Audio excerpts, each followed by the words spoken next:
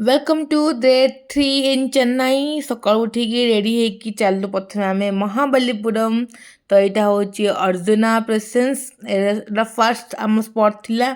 ଦେନ୍ ଏଇଠି ବହୁତ ସାରା ଫଟୋ वगैरह ସବୁ ଉଠେଇଲୁ। ଦେନ୍ ଆମେ ଗଲୁ ଦେଖିବା ପାଇଁ କ୍ରିଷ୍ଣା ୱାଟର ବଲ୍। ଏ ତାର ହିଁ ଗୋଟେ ତାର ଯୋଉ କିଛି ଏମିତି ସାଇଡ୍ ଭ୍ୟୁ ଥାଏ। ତ ଏଇଟା ହେଉଛି ତାର ଆକ୍ଚୁଆଲ ଭ୍ୟୁ ଯାହାକୁ ଆମେ କହୁ କ୍ରିଷ୍ଣା ୱାଟର ବଲ୍। ଦେନ୍ ସେଇଠୁ ବହୁତ ଜାଗା ଚାଲି ଚାଲି ଚାଲି ଚାଲି ବୁଲିଲୁ।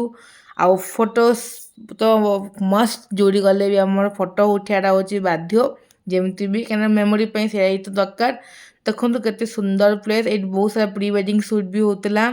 ଦେନ୍ ସେଇଠୁ ଆମେ ବୁଲିଲୁ। ଏଇଟା ହେଉଛି 5 ରଥ ବା କହନ୍ତି ପଞ୍ଚରଥ। ଏଇଠି ସବୁ ସମସ୍ତଙ୍କର ରଥ ଥିଲା। ଆଉ ଏଇଠି ସବୁ ଦେଖୁଥିଲି କି ମାନେ ମେନ୍ ଫୁଲକୁ ଲୋକ ଏଇଠି ବହୁତ ପ୍ରାୟୋରିଟି ଦିଅନ୍ତି ସେଇଟା ଦେଖୁଥିଲୁ। ଦେନ୍ ବାଇ ଷ୍ଟେସନ୍ ସରି ବାଇ ଟ୍ରେନ୍ ଆମେ ଆସିକି ପହଞ୍ଚି ଯାଇଥିଲୁ ଆମେ ଆମର ପ୍ଲେସ୍ରେ। ଆମେ ଯେଉଁଠି ରହିଥିଲୁ ହଷ୍ଟେଲରେ। ଦେନ୍ ଆମେ ରାତିରେ ଯାଇଥିଲୁ ଖାଇବା ପାଇଁ। ଏ ନିଦ ଯେଉଁ ରେଟ୍ରେ ଲାଗୁଛି ଆଉ ସମସ୍ତେ ଯେଉଁ ପ୍ରକାର ଆମେ ଟାୟାର୍ଡ଼ ଅଛୁ। ମୋ ଛୁଆ ବି ବହୁତ ହାଲିଆ ହେଇଯାଇଛି। ଇଚ୍ଛା ତ ନାହିଁ ଖାଇବାକୁ ବାକି ଇଚ୍ଛା ମାନେ ରାତିରେ ତୁ ଖାଇବା କଥା ନିୟମ ଗୋଟେ ଚାଲି ଚାଲି ଯାଉଛୁ ବର୍ତ୍ତମାନ ଖାଇବାକୁ। ତ ଏଇଟା ଆମର ଆଜି ଲାଷ୍ଟ ନାଇଟ୍ ଚେନ୍ନାଇରେ।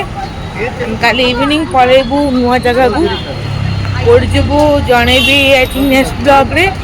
Till then stay tuned and